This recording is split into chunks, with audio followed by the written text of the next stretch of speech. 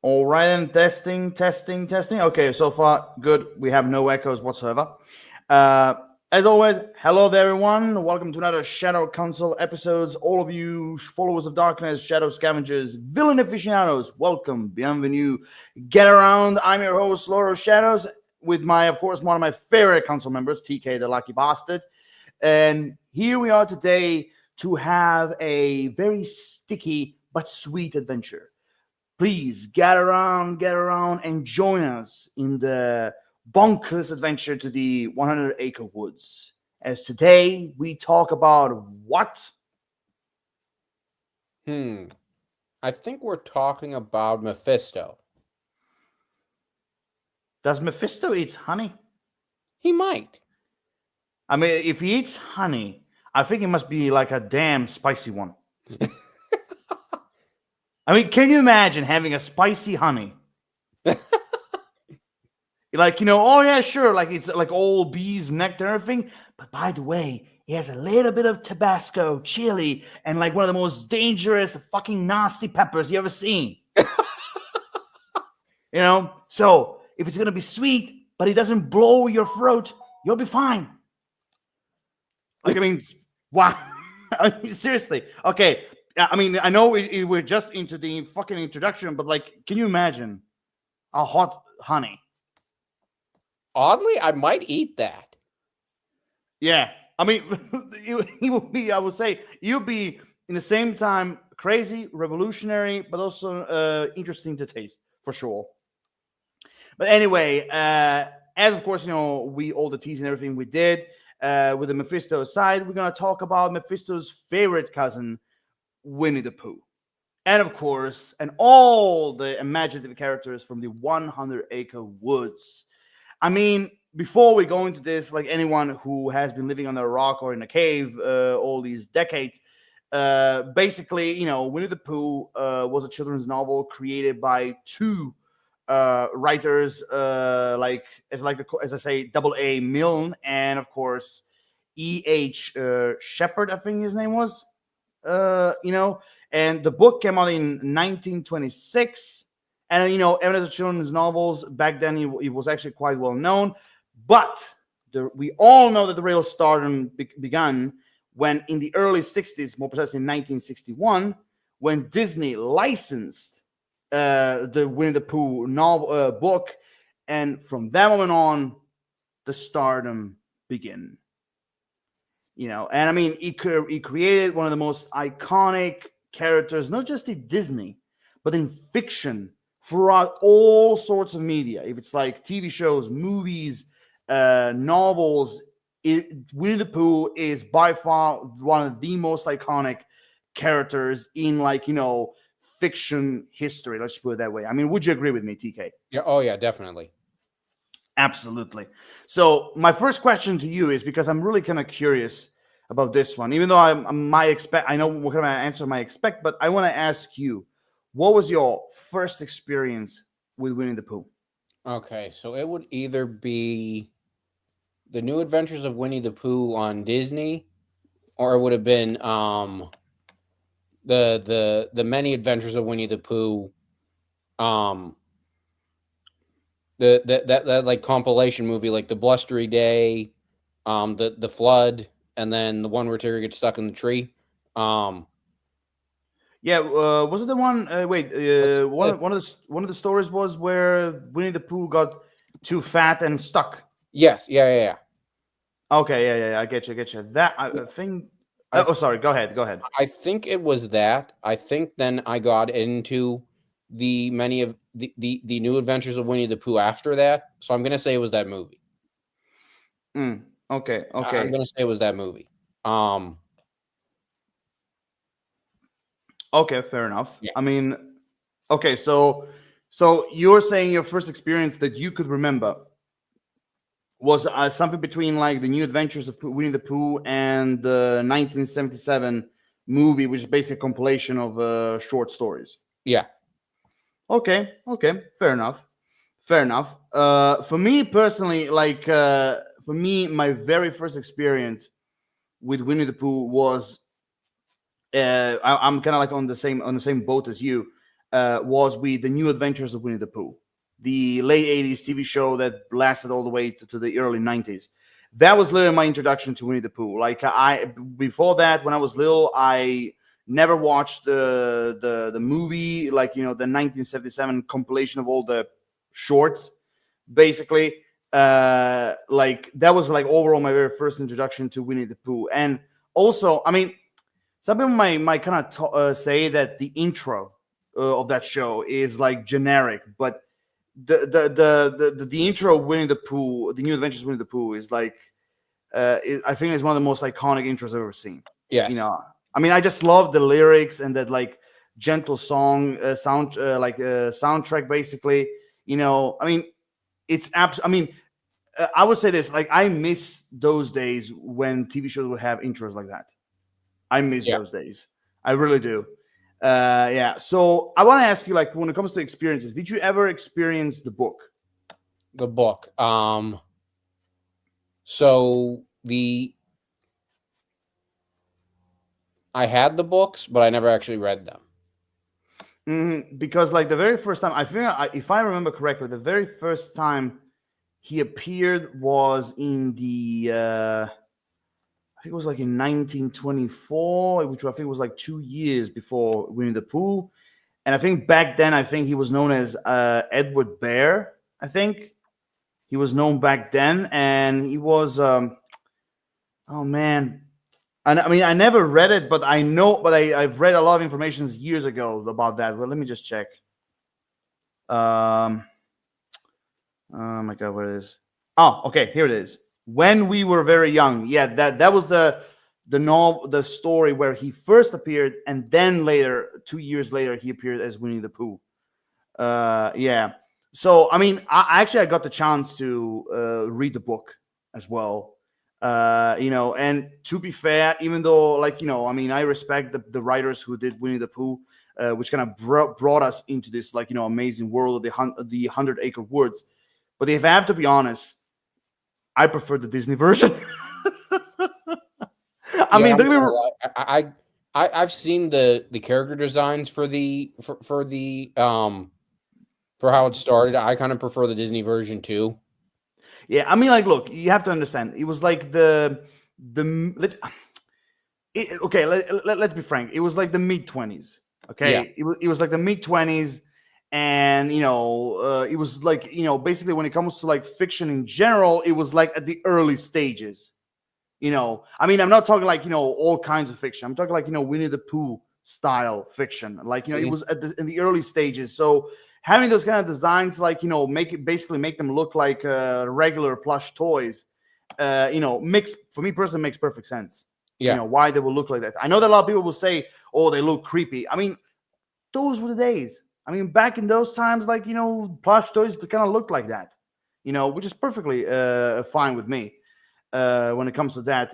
But yeah, I mean, if I have to choose between the book and the Disney franchise, I'm picking the Disney franchise to me personally. But I want to ask you this: when it comes to first experiences, now this is going to be a tough one. But do you? Okay, let's just say it's the New Adventures of Winnie the Pooh. Mm-hmm. Which episode do you remember that was kind of like your first introduction, if you can remember? That's a good question. I can't really remember that. No, I can't really remember that. That goes back too far. No. Okay, yeah. Fair enough. No, fair enough. So for me personally, I remember the episodes that I've seen when I was little, because like my mother, when back in those times, like my mother used to tape many different, like record many different cartoons on those like old VHSs, so I could actually watch them later on. And there were 2 particular episodes of the New Adventures of Winnie the Pooh that I remember. That was like there was kind of like they were like my first introduction to this world. One of them was where basically Winnie the Pooh and the others were playing like with trains, and then basically it took them all the way to the Wild West. Okay. Yeah, that's the one I remember when basically Winnie the Pooh and Tigger were like outlaws, and I think like Piglet was like the sheriff. I Yes. think. Yes. Yeah, that's the one I remember. And there was another one where what was this? What was the plot? I know that Tigger. It was something to do with Rabbit and Tigger making some traps, and the trap was something to do with like licorice. I think. Oh, I don't remember what the plot was, that's the there's some things about it I remember. I mean, do you kind of have any idea what the episodes are? It's ringing a bell. Man, I mean, I used to watch them Boy. in the I think it Italian was dub. something with there was something to do with heffalumps in the episode, or woozles, I think. You think? But I don't remember what it was. Wait. I don't know if it were like heffalumps or woozles, but I know there was something to do with like rabbits' crops. I think, and or like someone was stealing them, or Yes. something happened. I don't remember, but I know that Tigger was making traps or something Yeah. like that. That's the one thing I remember. Yeah. So those are kind of like so those were like the episodes. It's kind of like my introduction to the world of like Winnie the Pooh. Yes. Yes. Yeah. I have a vague memory. Yes. Yeah, I mean, like, some of my friends like they get irritated how much of a photographic memory I have, like of these things because, like, because like me remembering something I was very little. Yeah, I mean, that's the thing. When you or me, there are things that we remember from our childhood, because and those are usually the things that I think you will agree with me. Those are usually the things that we cherish the most. They're kind of like Yes. we loved or like I said cherished, and those are the kind of things that we will always remember more than, for example, the things that we were like either whatever or like boring or like oh yeah well, whatever, like I mean, am I telling the truth? Yeah. Yeah, and those two episodes were I suppose are like one of my most cherished moments in my childhood, man.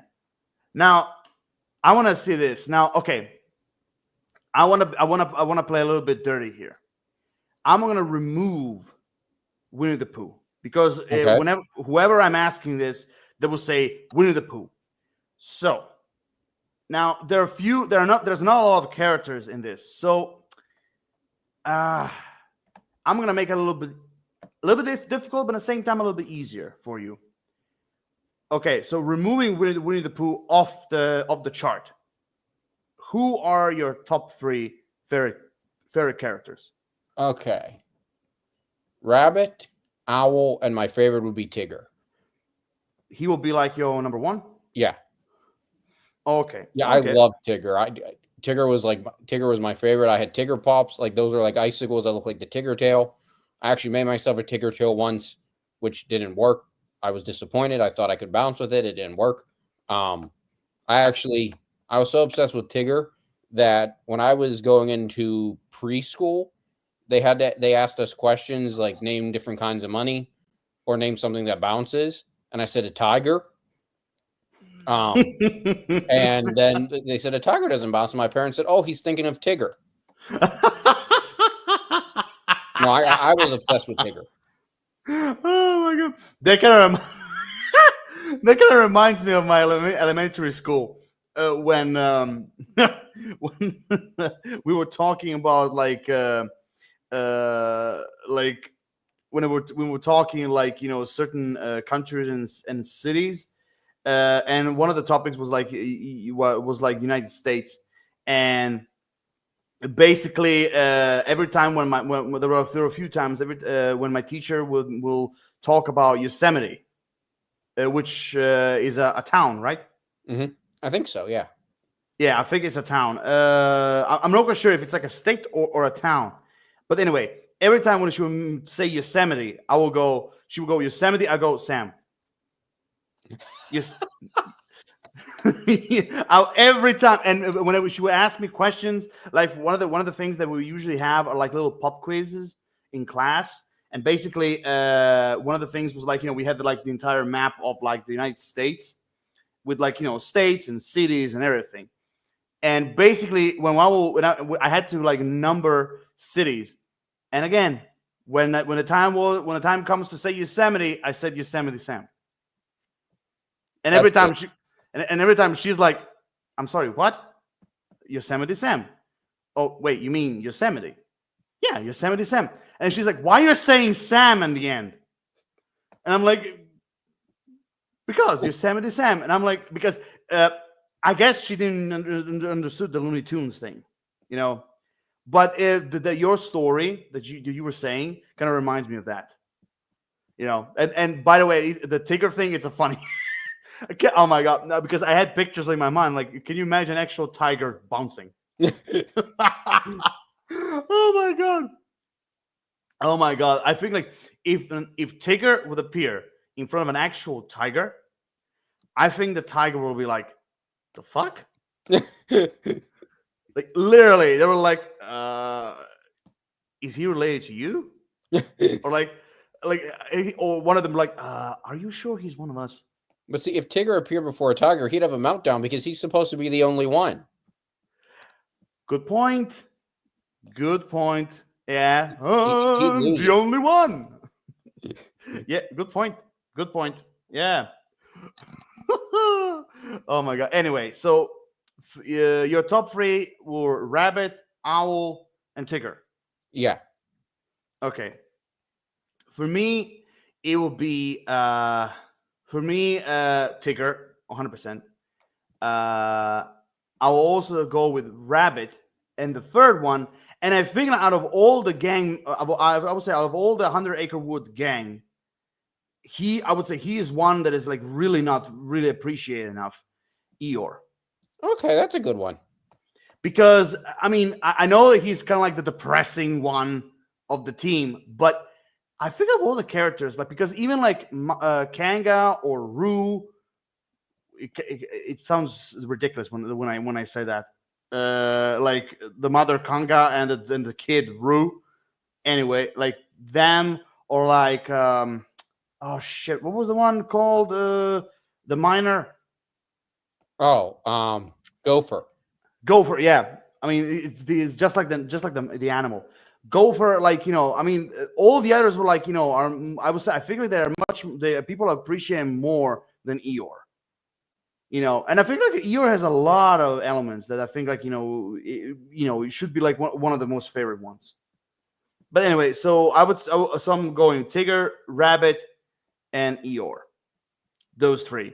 I mean, Eeyore, I just love his he does that a lot. I have a very deep, depressing voice. Like I just love that. And also it's literally one of the most easiest ones to mimic. You got to feel a little bad for Eeyore though, because he was the first one they ate in Blood and Honey. Oh God. I mean, I was afraid that you're gonna mention that abomination. I mean, it kind of makes sense that he was the first one to go, but still, like, yeah, that did kind of. I feel a little bad, but you're right. That does kind of make sense that he was the first one they ate. Yeah, it makes sense that he's the first one to go. Yeah. Because, I mean, like, those two stories. I mean, like, the first one, you kind of think like, oh, they're just people in masks. But then the second one is like, like a mad scientist created a bunch of like humanoid mutants. And I'm like, how, when, how, who? Yeah, I'll be honest. I don't think they're great movies by any means, or even really good. Oh God, no. God, no. I think they're cheesy. The one part I'm going to admit that this is my dark sense of humor, I think, that I liked in the first movie, I lost it laughing when he did that, was when Pooh whistled and he summoned this swarm of honeybees to eat that one person. Oh my God. Like, seriously. I lost it when that happened. I was watching it. I just completely lost it. I mean, when I saw that, I was laughing hysterically. Because first and foremost, okay, so his allies are bees the bugs that usually hate Winnie the Pooh because he always steals honey from them. Yeah. So why the hell would they join forces with him? Yeah. Like if he's stealing their honey. Yeah. I mean, I don't know. I Yeah. don't No, know. there's not a lot to like about those two movies. I think they are really bad. But part of me finds them. I mean, like there's some really twisted, dark humor in them. But I mean, no, they are not good movies. I don't consider them part of the Winnie the Pooh franchise or universe. No, Um, no. I don't consider them part of it at all. Bugger. I mean, like I don't see them in anything. No, I mean, no, those movies for me were done by people who were either drunk or, I mean, like really drunk, as the Scottish would say, peshed, or they were high. or both. Yeah, and basically, like they were writing and everything, and then basically after the entire day, they're like, "What the hell were we doing last night?" Like basically they wrote something and I don't even remember, what they did. Oh my god. Anyway, so now this is gonna be a tough one. But out of all the characters, I'm not gonna say top anything, just one. But of all the characters, this is gonna be a tough one because all of them are lovable. But if you have to choose, who is the character that for you is like your least likable? Good question. That's a tough one. I'm gonna feel bad saying this because he seems like such a nice character, Piglet. Really? Yeah, I don't know why. I never could connect with Piglet all that much. And I do want to go back and say, I do want to go back and specify with Rabbit. Rabbit, he's in my top 3, but not as he appeared in the original 1977 version. His character seemed different in the New Adventures of Winnie the Pooh from that movie. I know there was a completely different voice, and it sounds like he sounds like a cranky old man in that movie. And he sounds like more of like an annoyed neighbor in the New Adventures of Winnie the Pooh and in the Book of Pooh. So I kind of, when I say Rabbit, I'm talking about Rabbit after 1977. Yeah. Huh. I mean, the one thing I do have to notice is that we haven't talked about Christopher Robin at all as a character. Yeah. His character for me,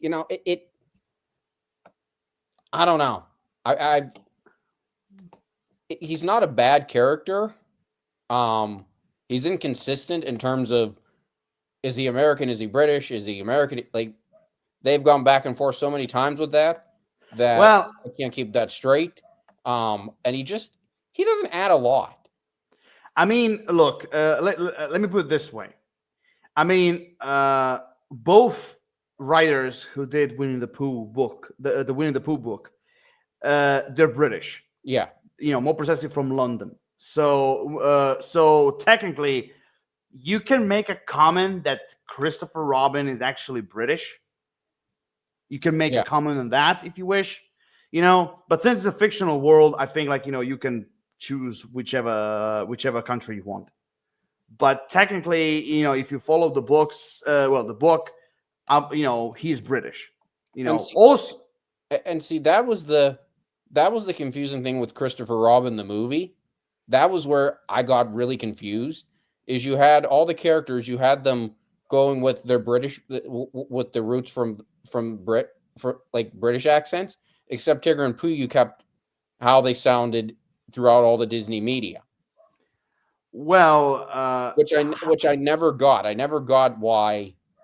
Well, no, that's not true. Eeyore they kept sounding pretty similar too, because they had Brad Garrett voicing him. Exactly. So that's what I was trying to tell you, that out of all of them, you had Jim Cummings voicing, Winnie the Pooh, Winnie the Pooh and Tigger, Brett Garrett was Eeyore, and I think the guy who did Piglet is American. I think the guy who did Piglet, I need to look that up real quick. I think the guy who did Piglet is I'm gonna look that up really quick because I think it was hang on. No, I'm checking it out as well. Wait. Where is it? Oh, okay, here it is. Oh no, he's British. It was Yeah, what's his name? Nick- It was Nick Muhammad. yes. Yeah, he's the guy who did Piglet, and like I mean, yeah, and then basically Peter Capaldi, he was the rabbit. Toby Jones was Owl, and I think like the kangaroo was what's her name? Sophie something. Sophie, what was it? Let me see. Sophie Okonedo, if I pronounce her name last name correctly. But basically, yeah, you're right. Like basically, like yeah, I mean, like besides Winnie the Pooh, Tigger, and Eeyore, everyone else was like British. So yeah, I get it, the idea why it was confusing, but in the same on the same time, I get it why they kept Winnie the Pooh and Tigger's voice the same, because like because like Jim Cummings has been voicing them since like the New Adventures of Winnie the Pooh TV show, so and then they became so iconic that like I get it. I get the idea, like why they kept him, and also it makes sense that you're gonna cast Brett Garrett as Eeyore, because who can do such a like a deeper voice, like him. Yes. For Eeyore. So yeah, but so technically, like I said, like Christopher Robin is British. Again, if you look at like the writers behind the book. But also to answer your question, when it comes to my least likable character, it's Christopher Robin. I mean, seriously, all the other characters, like from like Winnie the Pooh to like the owl, or like even like the Huffalumps or Woozles, like out of all the characters, like he's the one who for me is like one of the least likable one, because yeah, I mean. Yeah, because out of first and foremost, like out of all of them, I mean, no offense to the character, but he's the only one for me that like there was nothing in him. Like he was just okay, he was just he was just an ordinary child with like very very vast imagination. He had all these friends in this like fantasy world of 100 Acre Woods, which of course in Christopher Robin movie, it's actually like a real place. Which again, nothing against it, but still. So, I mean, like beside like when it comes to him comparing to the like fictional characters, Winnie the Pooh and the gang like are more interesting than him. Yeah, I don't. You're right. I'm going to change mine from Piglet to. I'm going to change mine. You're going with Christopher Robin as well. Yeah. I feel bad about that, but I'm changing mine. Okay. Fair enough. Now, okay, here's a tough one. If Disney gave you a job to invent a new character that belongs to the 100 Acre Woods, what kind of a character would you create? That is in the boundaries of the Winnie the Pooh world.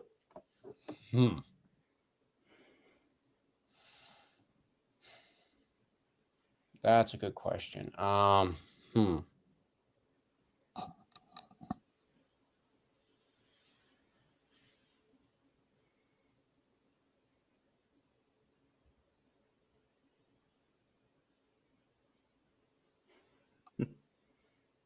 is a hard one. Maybe like another Tigger. Really? Yeah. That might be interesting to see like what you do with another Tigger. Okay, okay. I kind of went on a little bit more, you know, I went kind of like, way more vast with my imagination because like my idea, I had like two ideas. One of them is a koala, Okay. like a koala plush toy that literally has like that strong Australian accent. Like all the like I was trying to imagine like going like crikey mate, like oh Winnie the Pooh, glad to meet you mate, crikey that's a love place. I mean, yeah. So that and the other idea I had was like a wild boar. Oh, what? Okay.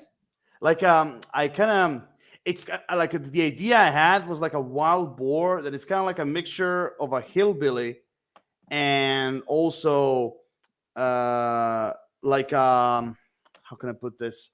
Yeah, he's kind of like a mixture of a hillbilly and also at the same time cowboy. I know it's a strange mix, but like I was trying to kind of like a little bit more imaginative, basically. So so if like Disney would ask me like what kind of characters would you create, I would say this kind of like wild boar character. I don't know how that would be called, how I would call them, but this wild boar character, and the other one would be like Australian koala, basically. And you went with like a new Tigger. Yeah. Would be the same color, or would you make him like a white tiger? I might do a white tiger. Okay. Okay, fair enough. Okay, I mean, honestly, I would love to see that for you to create like a new Tigger, but this time like he's like this one he's like white. But also, if you want to make a new Tigger, would he or she look like the same as Tigger, or would you make them design like? Would you make this character look different? That's another good question. I don't know if I might make them a little more bulky than Tigger. Okay. Yeah, I might make them a little more bulky than Tigger.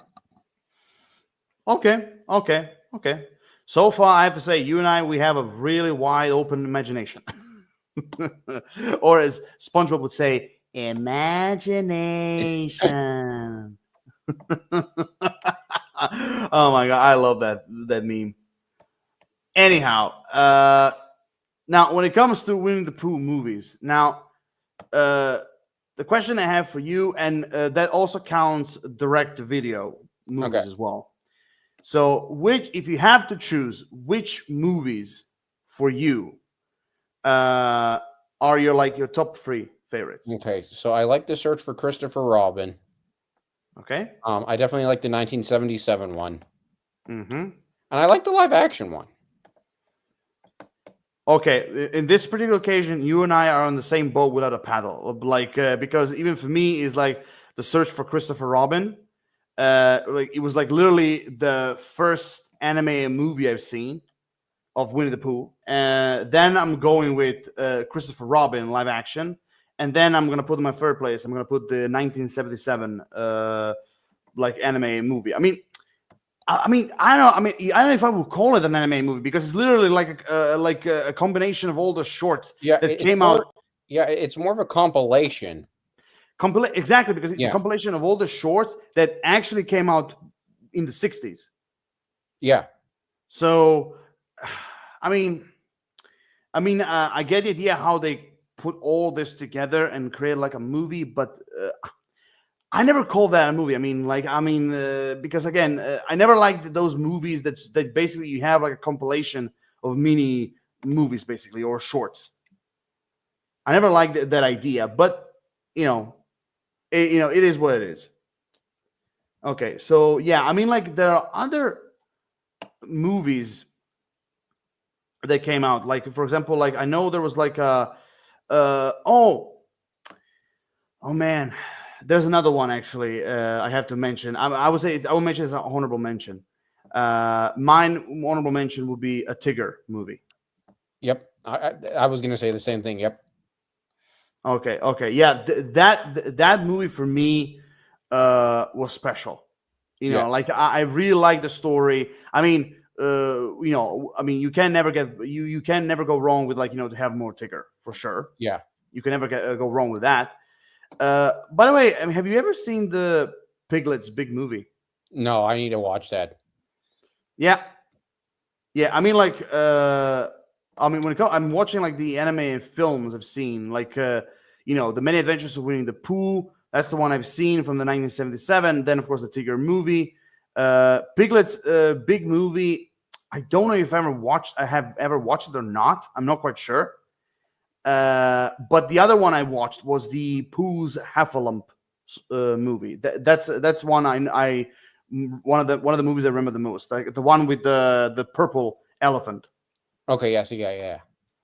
Yeah, that one actually is not a bad movie, for sure. The one that came out in 2011, and I never watched. Yeah. I didn't watch that one either. I should. But I've never watched that one. Yeah, and I mean, like, when it comes to the direct to videos, like, there's been a lot of them, that I've seen. Like, like, I mean, like I said, you and I watched The Search for Christopher Robin. I mean, there was also like what's it called, The Seasons of Giving, which is basically kind of like a Christmas special. Then, of course, there was like, wasn't there also Winnie the Pooh, kind of like a stop motion puppet like movie? That was kind of like direct to video. I think it was some kind of adaptation of. I think if there was, I think it was an adaptation of the Book of Pooh. Because I think I that do. I Sorry, think go that's ahead. where it would come from.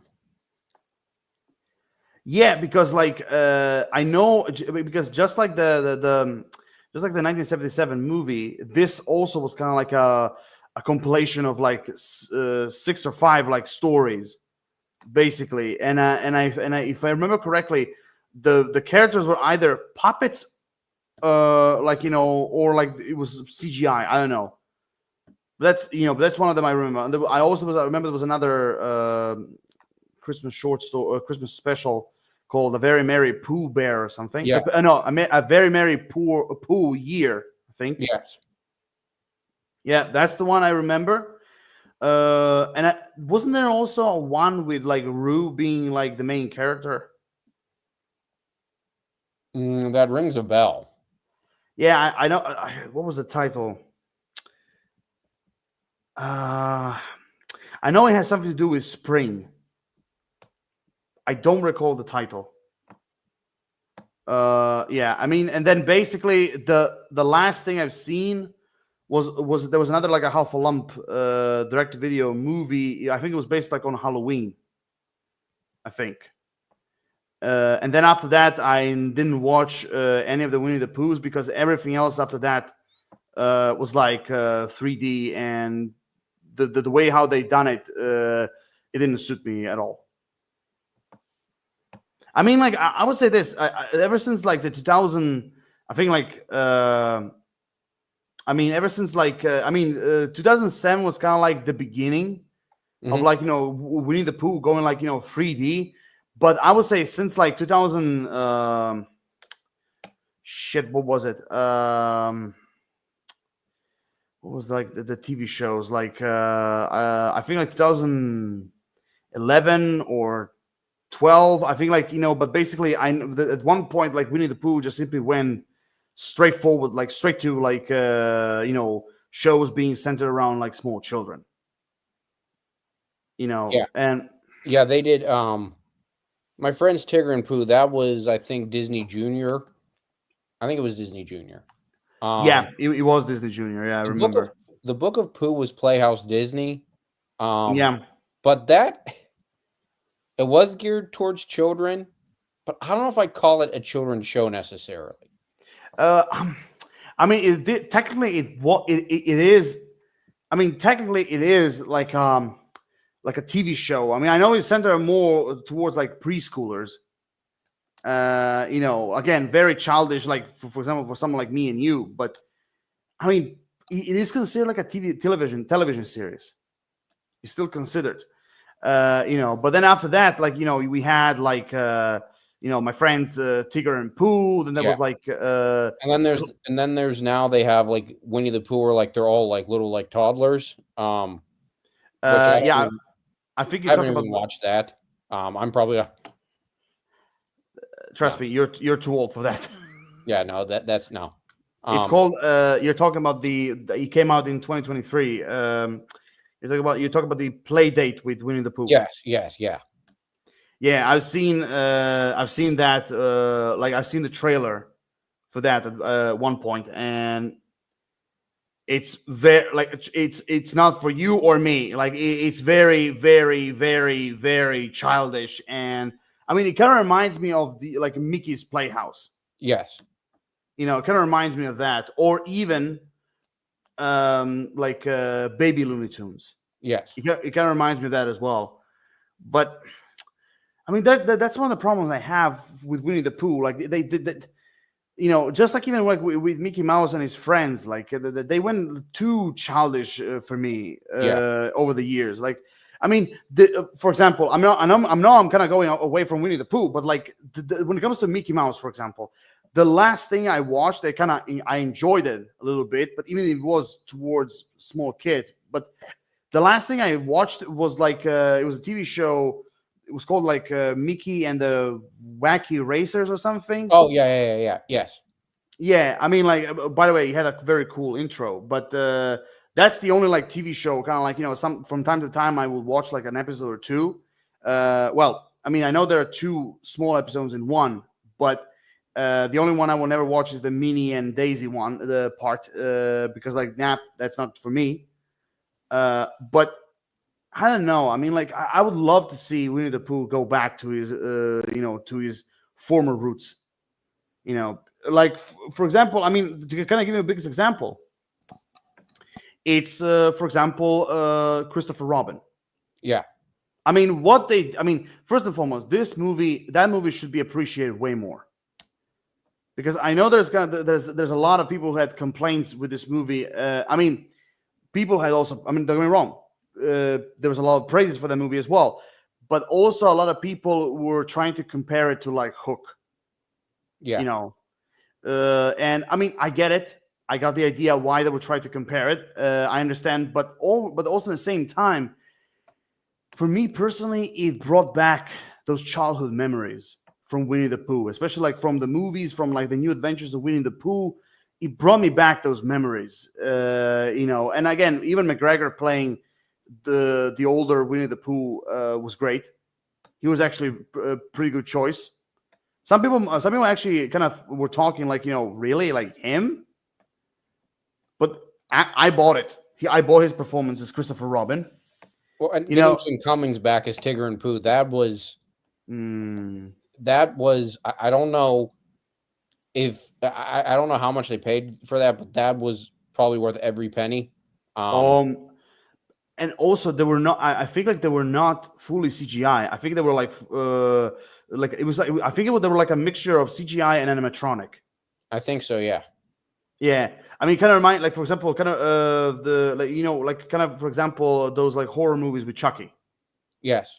I think it was like a mixture of both. I think it was like a mixture of CGI and animatronics. Like for example, when Tigger would like bounce, that's completely CGI. Yes. Yeah, but overall, I mean, first and foremost, when Christopher Robin was first announced, when I saw the summary, I was like, okay, it's basically Winnie the Pooh version of Hook, which I didn't mind. I didn't mind at all. But I felt like okay, it's gonna be about older Christopher Robin. When even McGregor playing him and everything, I was like, okay. So I felt like even though it's a Disney movie, I thought it's gonna be kind of like a grounded, realistic thing. So I watched the first trailer, and then when I was sitting on the bench, and he was like, just like the old young Christopher Robin, like what to do, and then I heard the voice, what to do indeed, and he's like, Pooh, Christopher Robin. Like, I was like, I cannot explain enough what went through me when I saw Winnie the Pooh and heard that voice. I mean, it felt like I felt lots of emotions, happy emotions, a lot of emotions. I even teared up a little bit, but also at the same time, my heart felt like it was going to explode. I mean, do you remember the trailer? Yeah. So, what was your reaction seeing Winnie the Pooh live action the first time? I loved having I loved that they got Jim Cummings back as Pooh. I loved that. I mean, I was a little bit skeptical because doing anything live action is a risk. But I love that they had Jim Cummings back. I also heard they had cast, but I guess they dropped him or something, or they thought about casting Chris O'Dowd as Tigger. And I heard that. And I looked him up. He would not have been a good fit as Tigger. That would not have worked. No. He voiced wait, did he voice like the main rabbit? No, Rabbit was you're talking about you talk about Hop with the one with James Marsden. Hang on, let me look real quick. No, Chris O'Dowd, he was no, that was Hop was Russell Brand. Okay, and which one you were talking about? Chris O'Dowd. He was originally going to play Tigger, I think. He's I think a comedian. He's you mean that Irish comedian? Yeah. Oh yeah. Oh my God, I love that guy. I loved him from the IT Crowd sitcom. See, I don't think he could have done Tigger. Now, I think oddly, I think if it were see, I never thought about this, but oddly, I could almost hear Russell Brand as Tigger. Oddly, he might work. Wow. I love the guy, but I don't think he would be a good Tigger. He would be a radically different Tigger than like any Tigger we've ever seen, but I would almost be curious to hear his voice as Tigger. I mean, by the way, can you imagine Tigger with an Irish accent? Oh, that would be crazy. I mean, like if O'Donnell actually voiced him, which I mean, don't get me wrong, the guy is also a talented voice actor. Mm-hmm. Don't get me wrong, he's a great comedian. I love him as a comedian. Even like in some serious roles when he was in, I really liked his overall performance. I think like as an Irish actor, I think like he's very underrated. One of the most underrated ones, like alongside another Irish great actor, Ciarán Hinds. I think he's one of those underrated ones. Loved him in the IT Crowd, but he proved himself also to be a good voice actor. But at the same time, I mean, okay, he can bring that energy. I can see him bring that energy, that hyperactivity like Tigger has and everything. I can see him do that, but I mean, Tigger being with the Irish accent. I mean, I don't know, can you imagine Tigger going "Her, top of the morning, laddie. Name is Tigger, T-I-W-R. That spells Tigger." And then he starts saying the wonderful thing about Tiggers, and every time he's doing it in Irish. Okay. I know this is going into the more into the Irish culture, but can you also it's a little bit on the nose, but can you imagine Tigger also doing the river dance? Oddly, I'd oddly be curious to see that. I mean, no, because because that's one of the crazy things with me, because you gave me ideas of how he would look like if he were spoken with an Irish accent, and I was thinking instead of going all bounty trancy flumpy pum pum pum pum pum, instead of going like that, and talking wonderful Tiggers, basically he starts singing with this old fashion Irish folklore music. Doing the river dance. Oh yeah. I mean, now it just came to me all right, top of the morning, Winnie. What a lovely day we have. Oh my God. I know I'm going a little bit too far, but it was but still, I'm still happy that they kept Jim Cummings. I'm happy they kept him. you know. But yeah, I mean, going back to what I was saying, like I admit, you as you said, live action movies sometimes can be a risk. But the guy who directed this, including also the people who did the script, you definitely feel that even though they brought uh, some of the realistic elements into this movie, you still feel like they kept the heart and soul or what makes a Winnie the Pooh movie. Yes. Basically, with the characters, the tone, the 100 Acre Woods. I mean, I loved those moments where, when Christopher Robin went to the 100 Acre Woods with Winnie the Pooh, and it was all filled with fog, and he was all lost and everything, and kind of talking to Pooh while as an adult. Like, I love that. I really, really love that, because the reason why I love that movie so much, just like I love Hook, is that I love because I met a lot of people who when they grow up, they lose the child element of their lives, as they grow up, because because usually that's like a part of their past that they don't want to touch anymore.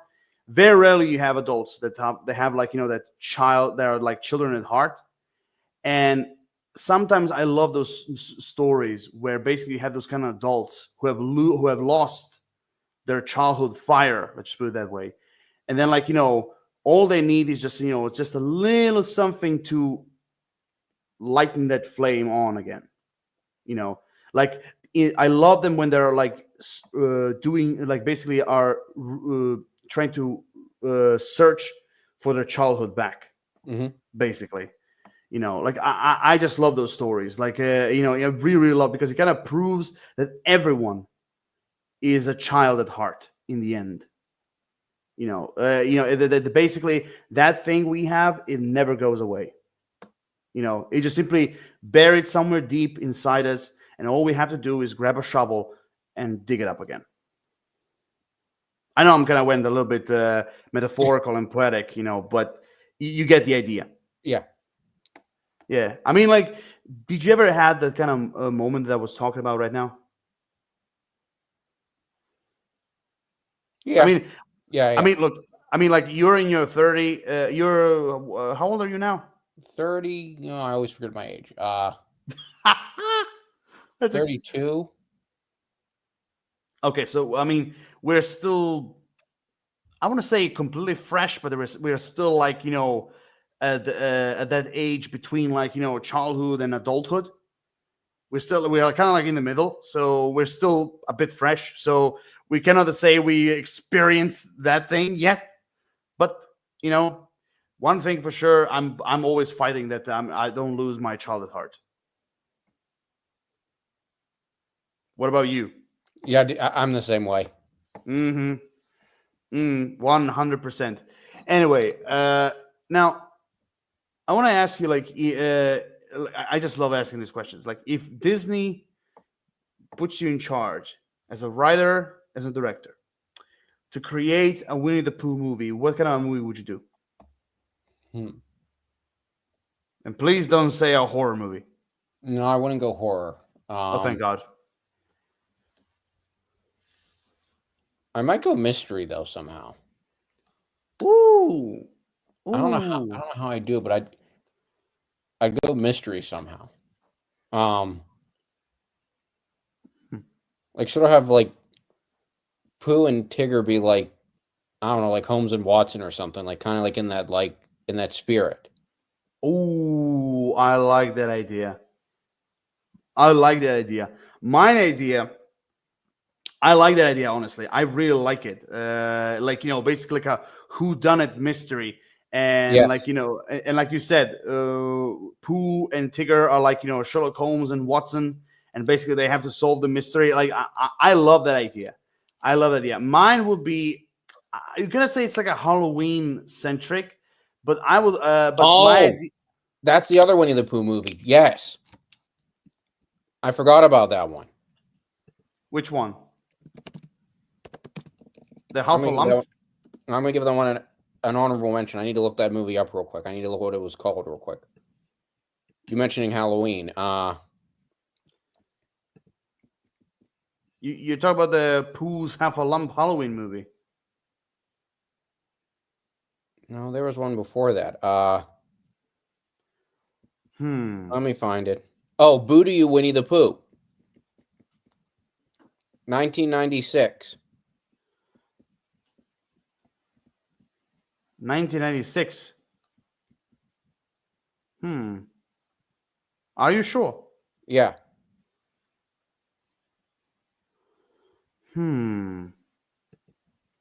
Wait, how you how is it called again? Boo to You, Winnie the Pooh. Booty. Boo. Okay. So interesting. So it's actually referenced in. It's actually referenced in the Heffalump movie. Yeah, because like I'm literally looking at like Well, this one was direct to video. It came after Springtime with no. This one was a television special. Yeah, I mean, I know. I immediately remember that you were talking about the Pooh's Humphalump Halloween movie that came out in 2005. Now, so this one came out in 96, but it's referenced though in the Heffalump movie though. 1996, you said. Yeah.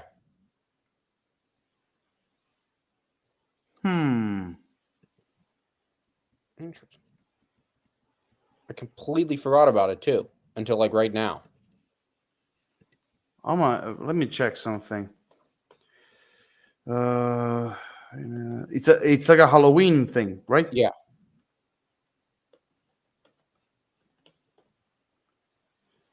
Let me think. 1996. Oh, I see.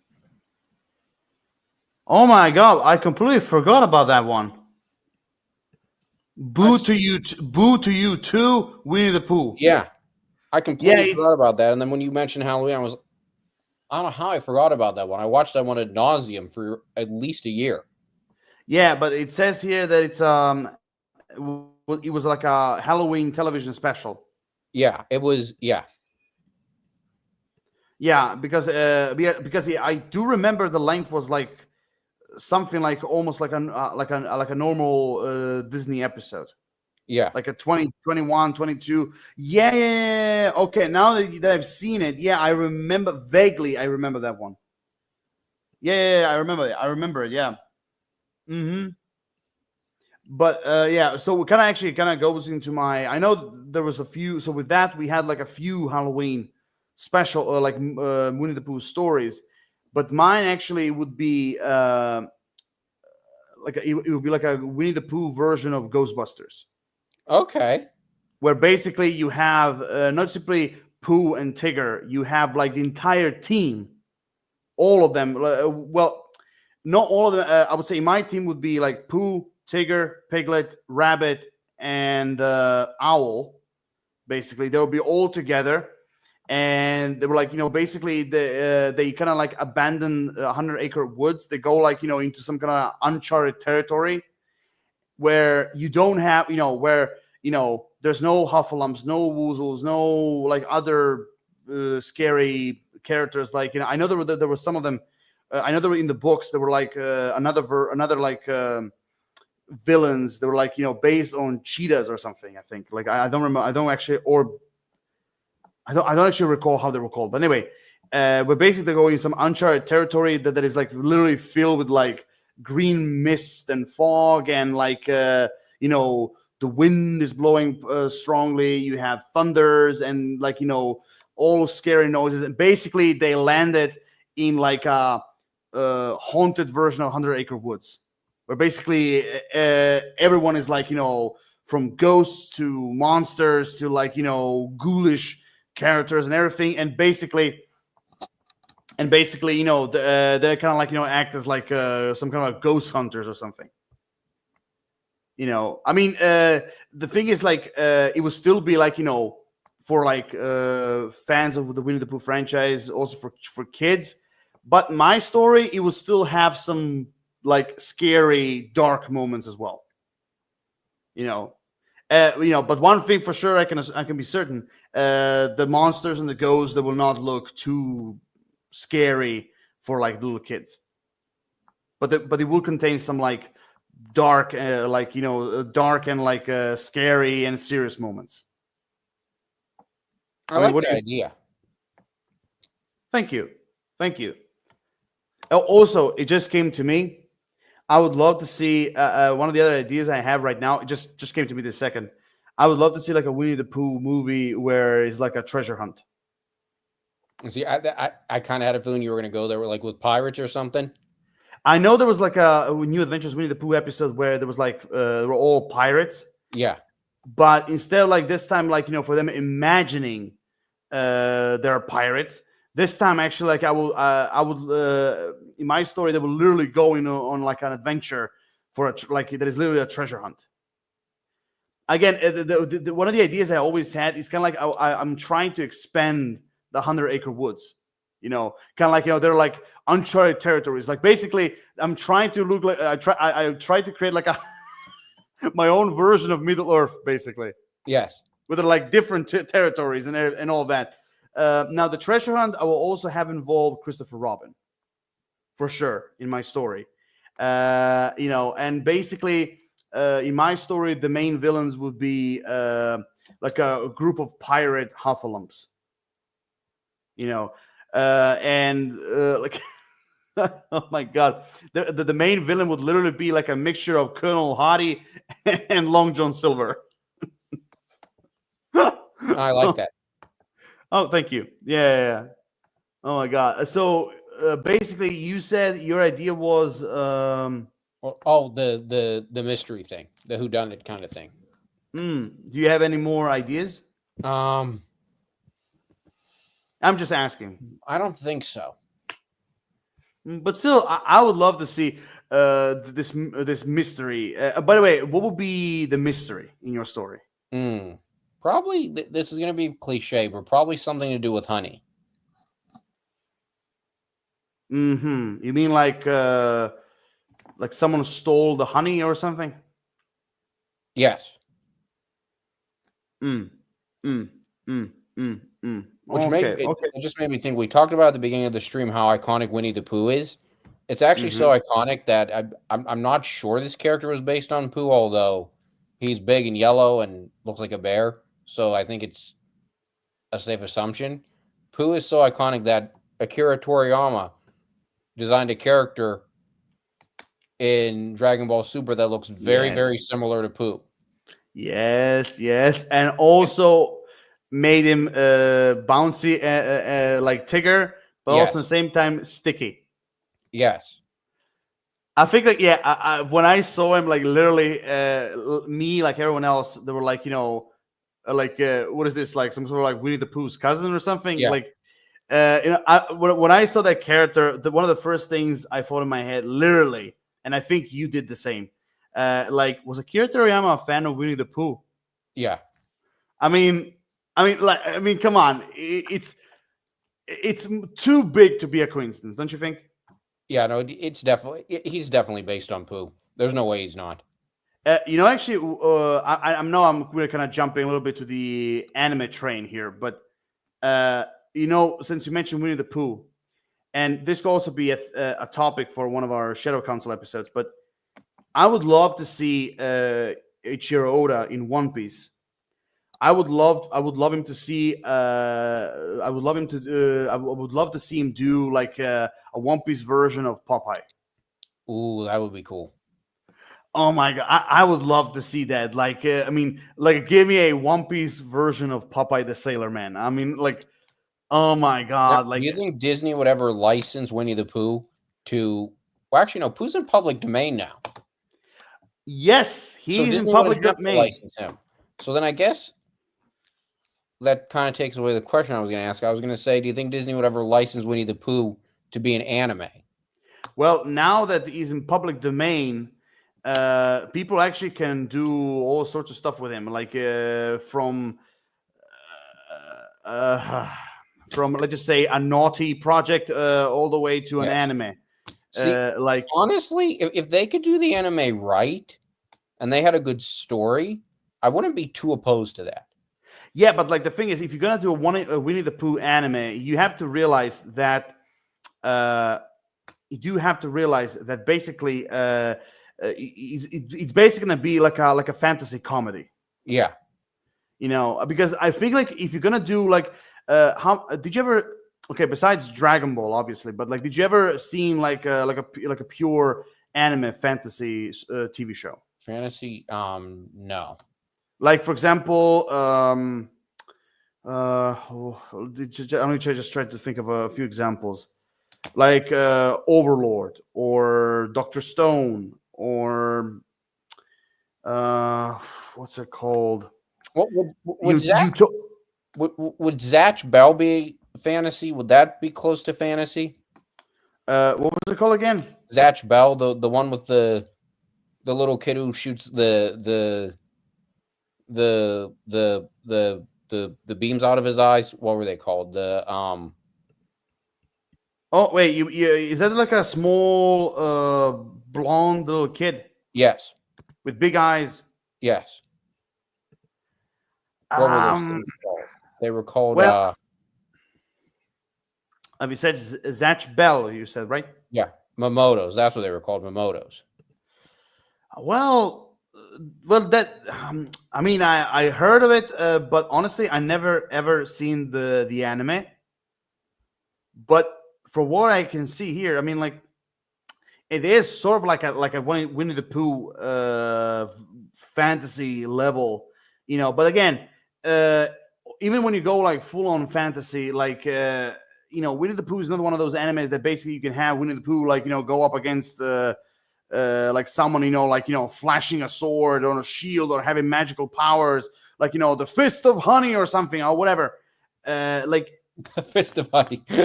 or honey fist for sure, like or the bounce or like the bounce of destruction for Tigger, like yeah, where basically he goes woo, and when he drops down basically creates an earthquake with his tail.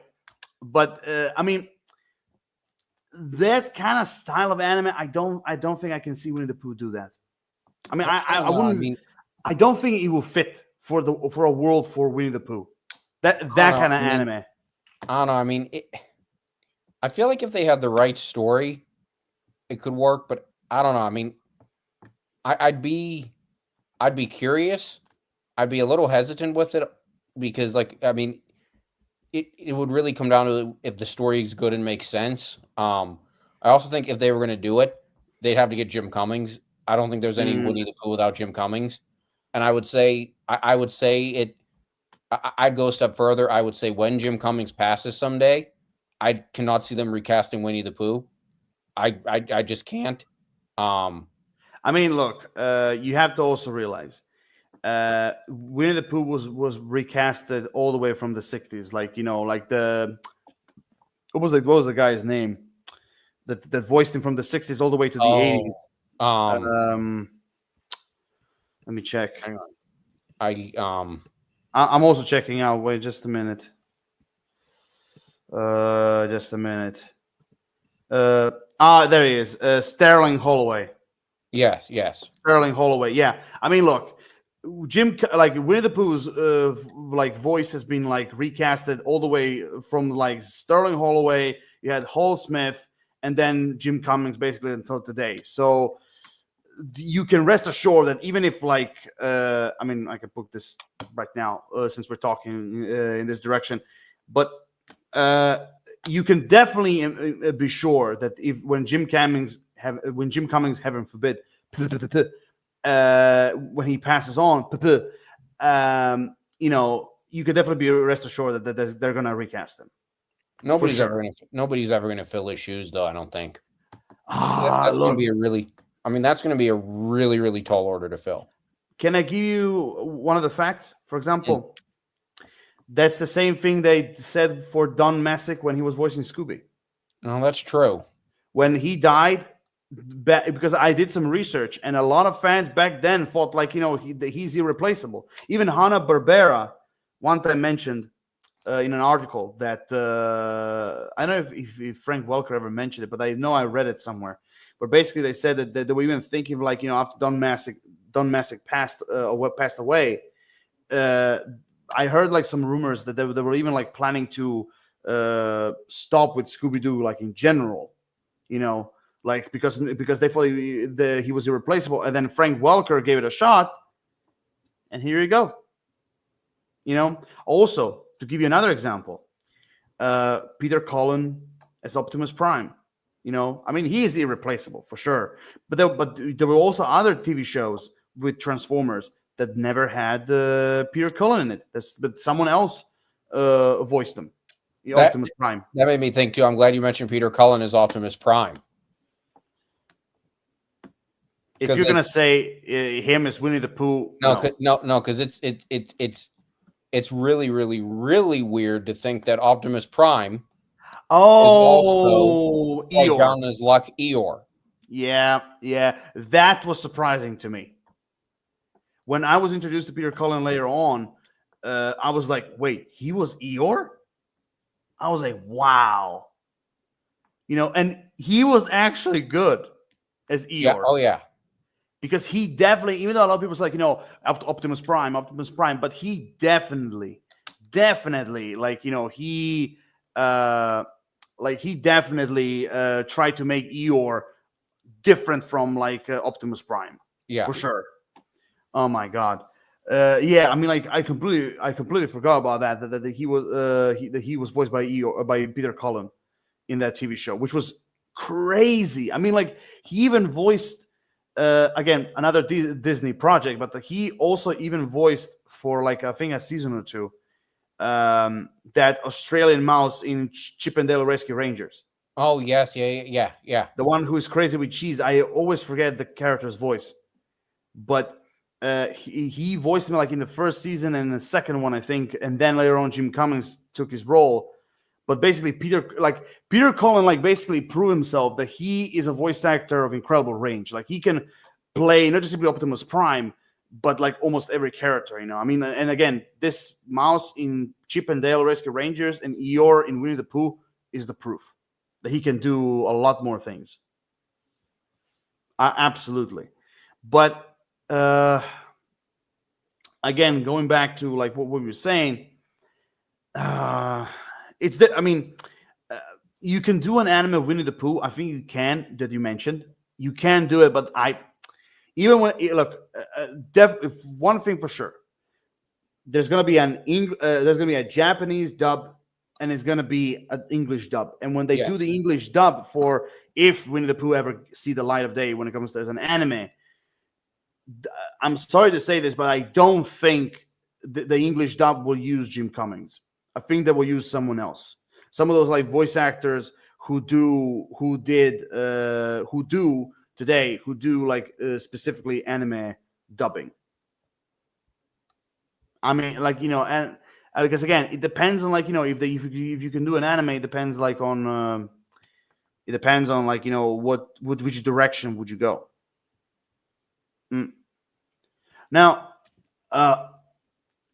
there's another thing that I want to ask you, like, since, I mean, I'm gonna put this back on, like, because this is literally what we're talking about. It's literally the future of the silly old bear, as Christopher Robin would say.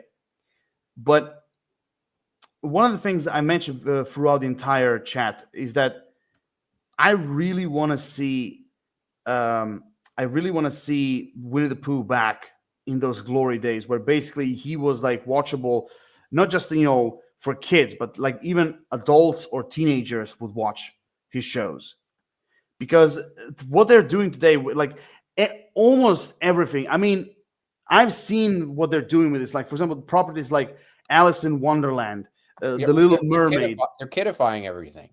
Yes, like Alice, like I said, Alice in Wonderland, The Little Mermaid, and now Winnie the Pooh. Like all sorts of like these classic properties, they're turning them into like like 100% like child friendly, like not child friendly, like TV shows for little kids. Well, basically. Take Foster's Home for Imaginary Friends. There were reports that a couple years ago, I don't think they ever did though, and if they didn't, Craig McCracken was smart to make sure that never happened. But they were talking about kidifying that too. Um, no, Oh my God. they kidify everything now. Um, Yeah, and because for me, they botch it. Now I will say, my friends Tigger and Pooh, I watched a couple episodes of that. I didn't mind that. That was kidified, but it kind of still worked a little bit. Um, yeah, but for me personally, it didn't too much. but the Book of Pooh, that I really liked. That I really kind of got into. It was definitely kidified. It was definitely it was definitely targeted towards a younger demographic, I think. But I still kind of liked it. I liked the puppets. I kind of the voices were all the same, so it had a good continuity from the New Adventures of Winnie the Pooh. So I kind of connect those two. I mean, again, it's definitely more kidified, but it's not as kidified. Um, so that one I don't necessarily consider a kid show straight up. But no, I mean I completely understand what you're saying about it, be about them sort of really um kidifying is the only word I can think of. Um, Yeah, I'm sorry. Go ahead. yeah, and I think it's especially the new one, especially the Playdate with Pooh. Oh Um, my God. I can't even. I mean, most Winnie the Poohs, I would at least try to watch an episode of just out of curiosity. That one I can't even put on. Let Here, me put I'll tell you how bad I think it is. I'd actually almost watch Blood and Honey over that. in a strange, fucked up way. You and I would do the same. I would do the same. I would rather watch Blood and Honey than that. Because I'm gonna say something, and I know when I mentioned that today, I know there's some people actually uh, really don't agree with me when I'm about to say. But and this is not just simply Winnie the Pooh, like I mentioned. You know, like Dora the Explorer or the Little Mermaid, what they did, the Alice in Wonderland thing, then what they did with like. What was the other? What was the other? Like the Mickey Mouse TV shows, what they're doing. Yeah, And there was another one. Yeah, also the young Jedi Adventures from the High Republic. yeah, Like the, I'm sorry, but these TV shows, no matter how creative they can be, and with those kind of TV shows, I'm sorry, the creativity is very very limited because yeah, like every single thing that was in like it's literally something that a 5-year-old can write, yeah, literally. And I'm sorry to say this, but those kind of shows today, I have nothing against to have those kind of shows, nothing against. But what after what I've seen, I'm sorry. Those kind of shows for me personally, I think they will make. I think they will make children dumber than smart. yeah. I just, I don't really understand why they feel like they need to kidify some of this stuff. I mean, I think for me, it doesn't work, at least for me. Of course, I'm not their target audience. So I can't really say it doesn't work, but I don't feel like it works. Um, it just, I don't know. The only reason I think Spidey and his amazing pals, or whatever that one is, the oh, only reason I feel like that works is the voice cast. Um, yeah, that's the but only reason I feel like that works. mm, yeah. I don't know. It just kidifying these shows. It especially Pooh. It just for me doesn't work. And then the other thing is they kidified Pooh, and they don't have Jim Cummings in it anywhere, which is kind of also for me really bad. I mean, look, I said before, I've said like like a minute ago, and I'm gonna say it again. This shows the way how they execute them. Trust me, instead of making children learn something, those kind of shows, and I'm even going far as say Mickey's Playhouse. Yeah, I'm going as far as that, or even, I mean, you want to see a TV show that actually is for kids, but at the same time is educational. You know, actually, which show is kind of like going that direction. I mean, they they've stopped doing it years ago, but like the latest like kid friendly or kid centric educational show that is Mhm. actually was educational was Little Einsteins. Okay, yeah, yeah. That I'll agree show with was that. that show was way more educational for little kids than what they're doing today. Because like today, when I'm watching it, especially when I was watching some of those TV shows with my little niece when she was younger, it really felt that these shows would make her dumb, will make her like stupid, and I'm like, I mean, what they're doing. I mean, I know that those shows are targeted to a specific audience. I get it, but if you're gonna target those kind of audience, at least make it interesting. At least make it not just simply like a show that like every idiot would understand what is going on. Like just, I mean, if you could have done that with like I said with Little Einsteins, why the hell can you not do with Winnie the Pooh? Like, why do you have to make them look like toddlers? Why do you have to make stupid stories and like? I mean, that's one of the reasons. I'm sorry. That's why I'm kind of ranting a little bit, but that's why I'm missing those old days, like when you had the adventures of the Little Mermaid, or the Mhm. new adventures of Winnie the Pooh, or like Aladdin, the animated series, or Young Hercules. Like I miss those shows because like those were for kids, but even those kind of shows, I'm telling you, if kids watch those kind of shows, even like I was go as far as this, even for little girls, like for example, when you watch Miraculous Ladybug. I don't Mhm. know if you ever heard of this. Uh-uh. Okay, so basically, it's a French animated TV series that is also dubbed in English. But basically, what I'm saying is, even that show that is basically for little girls, even that show is way more interesting than what they're doing today, especially when it comes to Winnie the Pooh now. Because, like I don't know. I mean, I think they should go back to their roots. I think like they should really rethink what they're teaching those young children, because what they're showing. It, I'm sorry. I always had a feeling they're trying to brainwash them and make them look like they're dumb. I'm sorry. Yeah, Like I agree. I know it's I'm ranting right now, but like it's so frustrating, so frustrating. I would really love to. That's why I'm saying I want to see Winnie the Pooh brought back the way he was, like when the New Adventures of Winnie the Pooh TV show came out. I really want to see that old Winnie the Pooh back. Yeah, and Yeah, I also, agree. it gave me another idea. What if uh, Winnie the Pooh movie, but it's like a mixture of Gran Turismo and Fast and Furious, like a like a Ooh. like a Winnie the Pooh, like a racing game, like a racing, sorry, movie. Ooh, I could see that. Yeah, look, I'm not saying that Winnie the Pooh is going to jump from one building to another with a car. Like, all I'm saying is that, I would love to see like a movie about Winnie the Pooh and his friends that like is basically about racing. I, Yeah, I I, could see that. yeah, that also came to me like a few minutes ago. That would be also cool to see. Oh my god.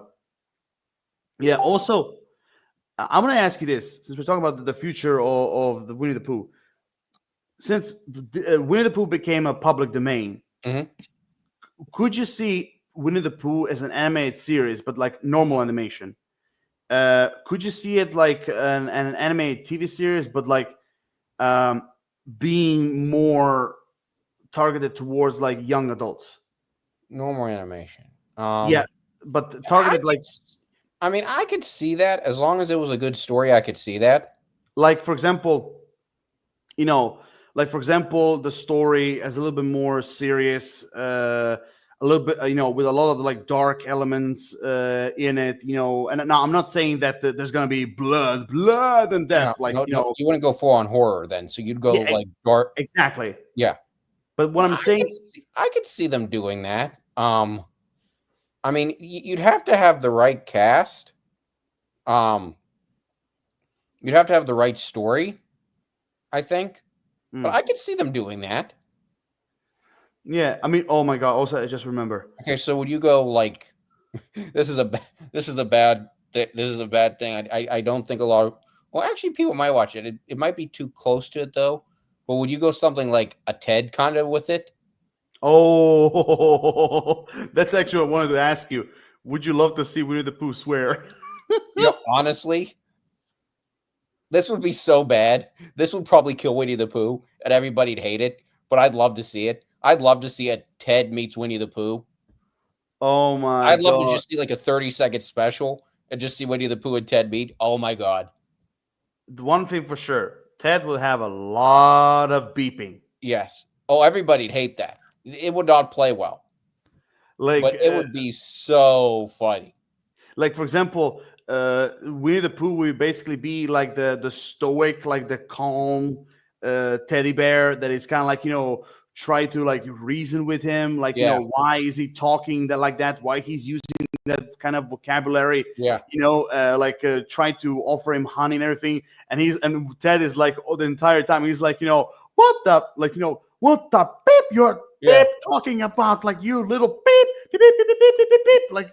Like every time, and he's like and basically when he's offering him honey, he's like oh okay, what is this? Yeah, it's like it's like weed or some kind of a drug or something. Like bizarrely, like I said, I think that a lot of people would hate it, and I mean I could understand why people would hate it. It probably would be really bad, but it would be. I think it would be so bad it would actually be funny. Now, for the record, I don't think that that'll ever happen. I could be wrong. Although, since Pooh's Domain, I mean, Seth MacFarlane could do that. Oh my! I mean, look. Let's not forget he also did one like small short in Family Guy. Well, Seth MacFarlane was gonna. I don't know if he still has it in production or not, but he did have a Flintstones like reboot in production. Oh, also we have 2 comments. Caroline, hello there, Caroline. Nice for you to drop by. Wow, how exciting! What exactly, Caroline? Be more specific. Because we are jumping all over the place, so you have to be a little bit more specific. What exactly do you mean? Yes. Oh, we also need you to vote, Caroline, or whoever's watching. We need you to vote. Pooh is a bear of very little brains. So, which one of us? No, I think I can. Which one of us? It has the very little brains. Me or? You know what? You do realize I can see you. Oh my god! No comment about that. Caroline, Winnie the Pooh, yeah. You both equal 1 brace. I knew that was going to be a dangerous question to ask. I knew I should have asked that. I knew. Okay, fair enough. Fair enough. I was going to regret that question. Well, fair enough, Caroline. Fair enough. At least like we both share this like 1 brain cell. So like at least we share a little bit. Okay, that's perfectly fine. Absolutely fine. Thank you, Caroline, for the vote. Yeah. I don't know if I should take this as an insult or like a compliment since we're sharing. Yeah, I don't know which way. I don't know which way to go with that. Oh my god! Shit! Oh my god! Now I want to ask you this. Have you ever I'm just kind of curious. Have you ever tried during your like life? Have you ever tried like mimicking some of the like Winnie the Pooh's characters' voices? So no, I mean I tried to mimic the Tigger bouncing, which didn't really work. I did when I was little. I didn't understand Pooh was eating honey. I thought because when I was little, for whatever reason, I thought it was mustard, so I ate plain mustard for a while. Well, thankfully, it was honey, and it kind of made more sense to me.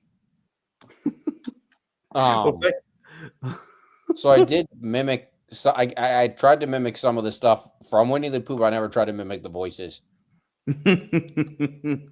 Oh my god! Well, I mean, all my life I love doing voices. So like try to mimic Winnie the Pooh or Tigger or Eeyore. I mean, Eeyore, I would say, is the only one I think I'm like very close to kind of like trying to mimic him, because like he has a very deep, like, normal, like, very easy to mimic voice. But Winnie the Pooh and Tigger for me were always kind of like a challenge to mimic them. But but thankfully, with what you were saying before, like thankfully, I was watching it in the Italian dub, so since in Italian honey means miele in Italian.